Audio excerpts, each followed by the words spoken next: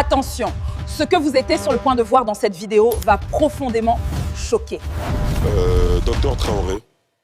Pas docteur Traoré. Monsieur Traoré, pardon. Merci beaucoup. À votre voisin. Alors, au niveau du MGC, nous constatons que le maître du temps a décidé, enfin, qu'on fasse la dissolution de la CEI. On est dans un pays où notre démocratie fonctionne quand le président le décide. Donc, aujourd'hui, il y a une dissolution, nous prenons acte, mais elle aurait dû intervenir des années avant pour que nous rentrions dans ce cycle électoral de 2025 de façon apaisée. Aujourd'hui, le pouvoir en place a profité des failles de cette CEI et aujourd'hui a gagné les élections. Maintenant, ils sont prêts à ouvrir les débats parce qu'il n'y a plus d'enjeu à court terme. Nous prenons acte, mais nous disons que cette fois-ci, même si nous n'avons pas le pouvoir d'intervenir, parce qu'à la base, le pouvoir peut toujours décider de refaire sa CEI tout seul. Vu qu'on nous explique qu'une fois qu'ils ont gagné des élections, ils ont le droit de faire ce qu'ils veulent pendant 5 ans.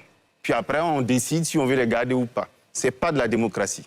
J'ai toujours dit, en Côte d'Ivoire, on est en chemin vers la démocratie. Donc on chemine, on apprend à aller de l'avant. Donc nous prenons acte, nous avons des propositions concrètes qu'on a déjà mises sur la table, mais on a toujours été dans la proposition de dialogue avec le gouvernement en place. Maintenant, ils ont l'air d'être disposés. J'en doute un peu. Mais on est prêt à intervenir si on nous sollicite. Les propositions sont là, on vous donnera ça. Oui, bien sûr, bien sûr. Dans la deuxième partie de cette émission, on va égrener avec vous les solutions que les partis politiques et les acteurs de la société civile proposent pour l'organisation des futures échéances. Onzi Bernard Kokora nous a rejoint. Il est secrétaire national du RHDP, chargé des militants de l'extérieur. Bonsoir et bienvenue. Bonsoir Ali, merci. Merci d'être là. Monsieur Fani Karim, réaction d'entrée de jeu? Oui, merci Ali. C'est quoi, c'est une victoire pour le RHDP, votre parti, ou c'est un échec, c'est un aveu d'échec? Si au finish on dissout la CEI, ça veut dire que ça n'a pas fonctionné. Est-ce que c'est comme ça que vous le percevez à l'intérieur? Ali, déjà, la CEI n'était pas donc une invention ou une création exclusive du RHDP. Je voudrais donc rappeler à toutes fins utiles que c'est à l'issue de plusieurs dialogues, sur plusieurs longues années, sur plusieurs cycles électoraux, que donc, cette monture donc, de la CEI a été retenue.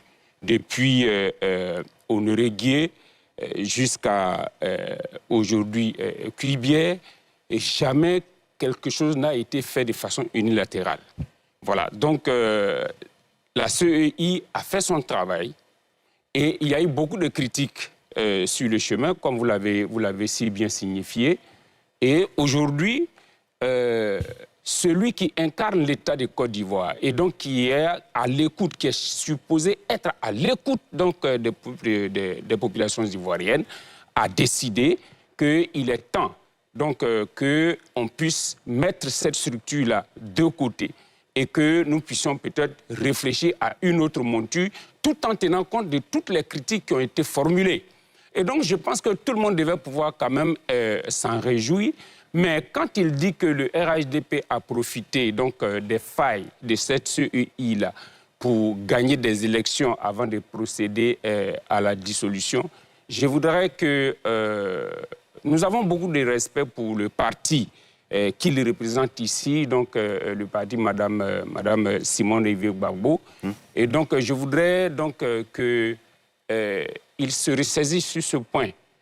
Le MGC a participé donc aux dernières élections. Ils sont allés au parrainage, ils les ont obtenus. Ils sont allés aux élections, ils ont eu les voix qu'ils pouvaient avoir selon leurs capacités de mobilisation. Et donc je ne crois pas du tout que le MGC, à l'issue des élections, ait dénoncé et dit qu'il y a eu des fraudes, etc., etc. Ils ont reconnu que le président Alassane Ouattara a gagné les élections. Donc je voudrais qu'il se mette au même diapason donc, que la tête de son parti pour être dans la ligne. Mais qu'est-ce qu'il a dit qui vous fait réagir comme ça? Quand il dit que le RHDP a profité des failles de cette CEI pour gagner les élections avant de passer à la dissolution, ce n'est pas la position officielle de son parti. D'accord, très bien. Certainement, quand il aura son nouveau temps de parole, après que tout le monde ait réagi, il pourra revenir et rebondir sur cette observation. Docteur Dramane Koné, c'est à vous. Merci, M. Diarra-Souba. Le sujet du jour, il est suffisamment grave.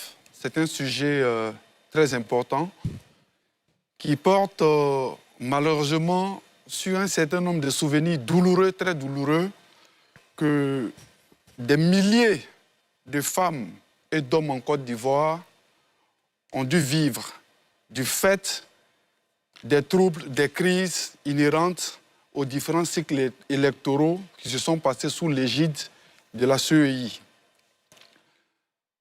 Je voudrais donc, au nom de ADCI, notre grand mouvement politique, m'incliner devant donc la mémoire de toutes ces Ivoiriennes, de tous ces Ivoiriens, de tous ces habitants de la Côte d'Ivoire qui ont été arrachés à l'affection donc de leurs familles, de leurs amis, de leurs époux, de leurs épouses, à cause donc des troubles liés aux élections qui se sont tenues malheureusement sous l'égide donc de la CEI.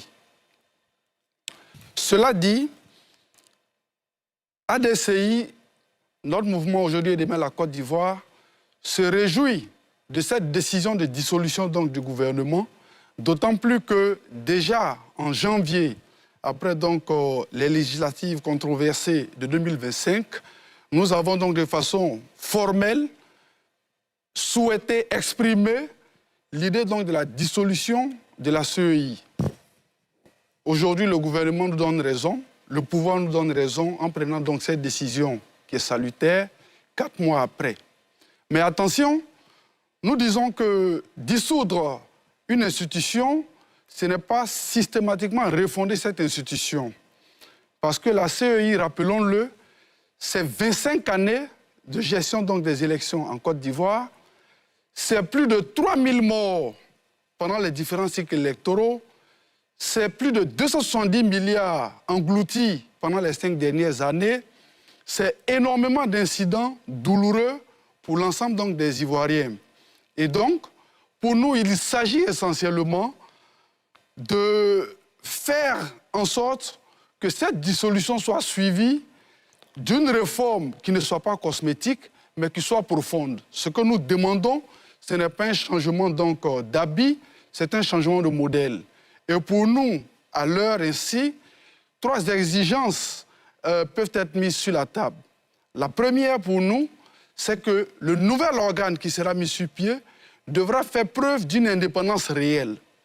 Le deuxième élément, il faut un audit entier de la gestion financière et administrative de la CEI. Et enfin, il faut l'exécution, n'est-ce pas, de l'arrêt de la Cour africaine des droits de l'homme qui a été prononcé depuis novembre 2016 et qui oblige l'État de la Côte d'Ivoire dans le contexte donc, du droit international.